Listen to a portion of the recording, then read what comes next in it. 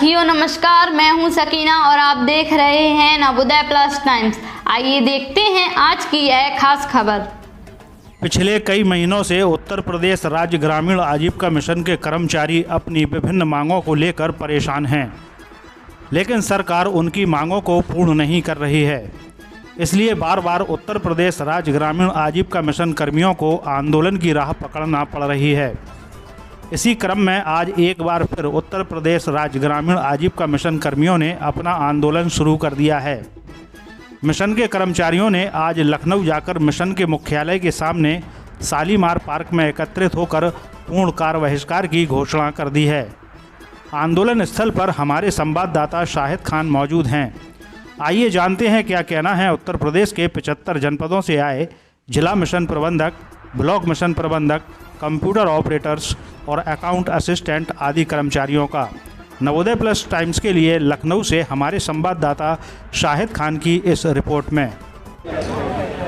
आपको बता दें कि आज जो है लखनऊ के अंदर फिर से जो है आंदोलन को तेज़ गति देने के लिए मिशन कर्मी यहाँ पर उपस्थित हैं। और मैं बता दूं, मैं अपने सहयोगी कैमरा पर्सन से कहूँगा कि ये साफ दिखाएं कि यहाँ पर जो है पूरे पार्क में अलग अलग जनपद से जो है लोग यहाँ पर उपस्थित हैं और मौजूद हैं। और हम उनसे भी आपकी जो है बात कराएंगे और उनसे आखिर उनसे पूछेंगे कि ये यहाँ पर किस लिए ये लोग हैं। कहाँ से हैं आप?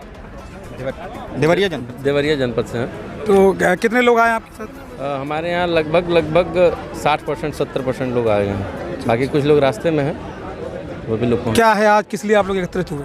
पहले भी हम लोग ज्ञापन दिए थे।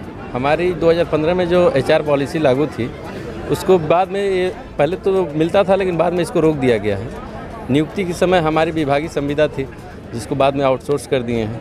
तो हम कुछ एक्स्ट्रा नहीं मांग रहे हैं। जो चीज़ें हमें बताई गई थी नियुक्ति के समय वही लागू कराने के लिए हम लड़ रहे हैं। और हमें अभी आचार संहिता में ये आश्वासन भी दिया गया था कि हम 1 सप्ताह में आपकी सारी चीज़ें मांगे मानते हुए पूर्ण कर देंगे। बावजूद इसके लगभग 2 महीना होने जा रहा, सरकार भी गठन हो चुकी है और इनकी मंशा लग नहीं रही है कि हमारी मांगें पूरी करेंगे। जबकि कल GB बैठक होने वाली है और उसमें हमें अंदेशा है कि ये हमारे विपरीत उसको निरस्त कराने के लिए ये प्रक्रिया में रखे हुए हैं ये लोग।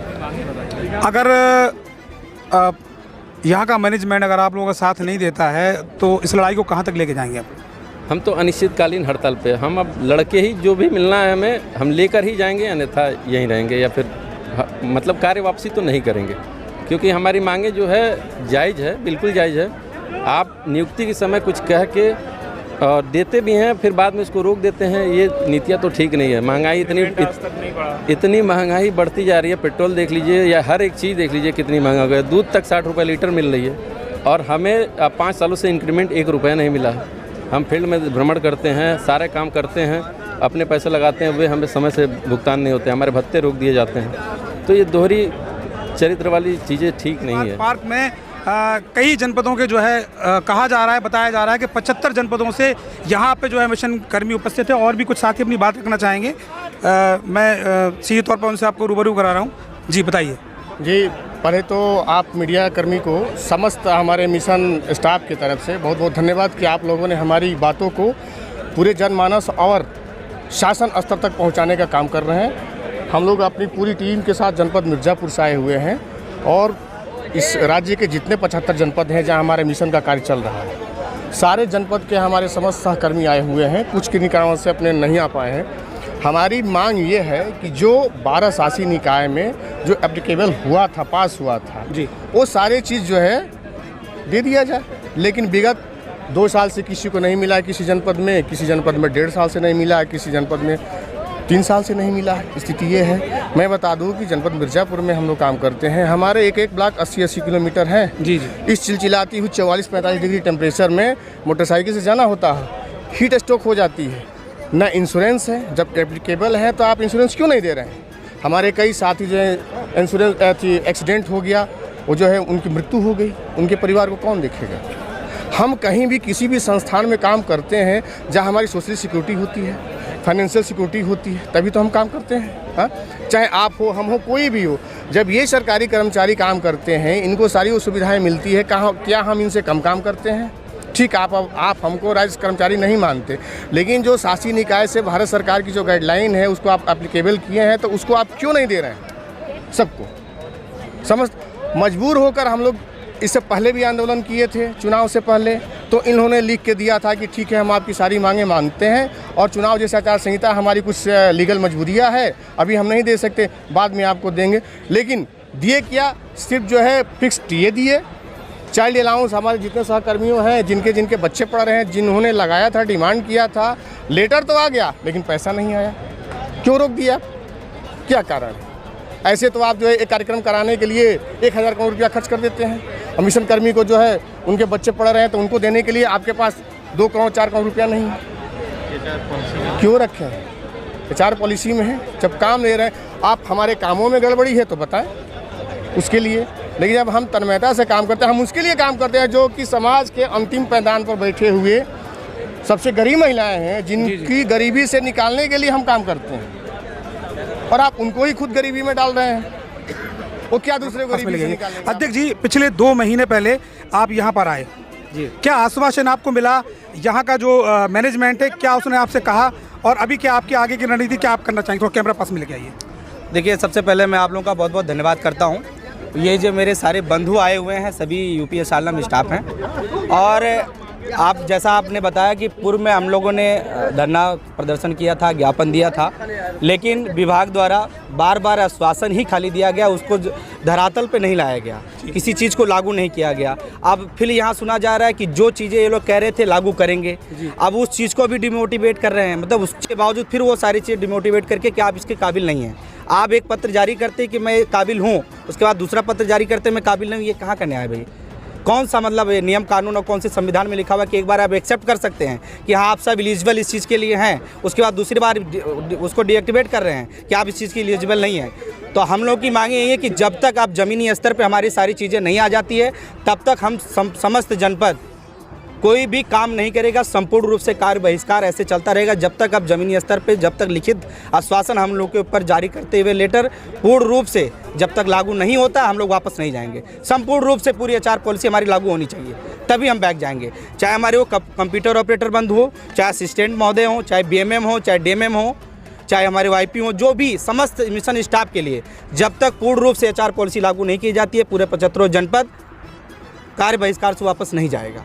अब जब तक हमें लिखित रूप से कोई चीज़ नहीं मिल पाएगी। आज अभी जैसा कि अभी आपका एक डेलीगेशन आप खुद अभी जाके मिले, क्या बात हुई आपकी? अभी मैं जो है माननीय उप मुख्यमंत्री महोदय केशव प्रसाद मौर्य जी से भी मिलकर आ रहा हूँ। उनके द्वारा यह आश्वासन दिया गया है कि मैं उस सब चीज़ों को दिखवाता हूँ कि ऐसी दिक्कतें आ रही हैं, क्यों नहीं अभी तक लागू की गई हैं, इसको मैं दिखवाता हूँ, आपको इसके बारे में फिर जानकारी दी जाएगी।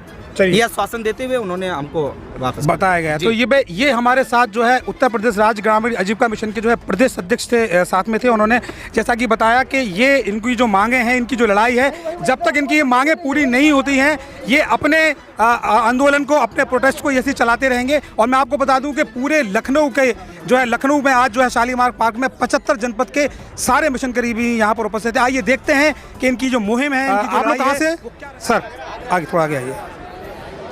अभी हम देवरिया जिले से आपकी बात करा रहे थे। हमारे बीच में यहाँ पर जो है आगरा के भी साथी उपस्थित हैं, इनसे बात करेंगे हम लोग कि आखिर ये आज यहाँ क्यों एकत्रित हुए।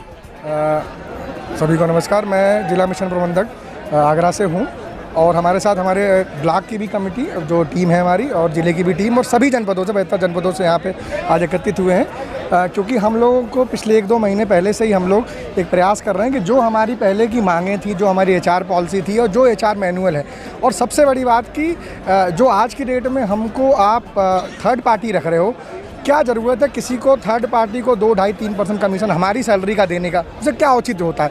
आप अपना डायरेक्ट रखिए, निकाल आप तब भी सकते हैं।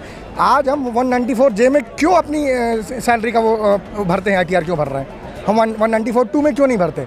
ठीक है। और एक कहते हो एम्प्लॉयर एम्प्लॉय का रिलेशन कहाँ है? एम्प्लॉयर एम्प्लॉय का रिलेशन अगर होता तो हम सैलरीड होते, हम किसी मानदेय पे नहीं होते। हमारे पास EPF होता, हमारे पास कुछ और फैसिलिटीज़ होती, हमारे पास ना आज तक बीमा कराया इन्होंने, ना स्वास्थ्य, और हर चीज़ इनके जीबी में पास है। और उसको एक जैसे कहा जाता है, रुको मत भागो, एक स्टेटमेंट जारी होगा, रुको के बाद कॉमा लगा लो, रुको मत भागो, और रुको मत भागो, आप जैसा चाहो उसको तोड़ मरोड़ के पेश करो। अभी फिर इन्होंने एक लेटर इशू किया, तो पार्शियली एक छोटा सा इन्होंने कर दिया कि हम आपको ये मानदेय दे रहे, ये छोटा सा आपका ये अलाउंस बाकी दे रहे हैं, तो बाकी अलाउंसेस क्यों नहीं दे रहे हो, उसमें क्या दिक्कत है आपको? तो एक तो सबसे बड़ी चीज़ जो भी HR पॉलिसी में है, जो मैनुअल में है, एक्सीडेंटल पॉलिसीज़ हैं, बाकी चीज़ें हैं, वो आप पहले से उसको पूर्ति करें। साथ में आप ये भी देखें कि हमारे पास जो है जो भी संभावना हो सकती हो, अगर हम इसको थर्ड पार्टी से हटा करके डायरेक्ट संविदा भी कर सकते हैं, हम नहीं करें, आप परमानेंट करें, आप सीधे सरकार के साथ संविदा करें। एक सोसाइटी एक्ट है, सोसाइटी एक्ट में हमारा ये पूरा रजिस्टर्ड है हमारा विभाग, तो उसके तहत करें, बस यही हमारी मांग है।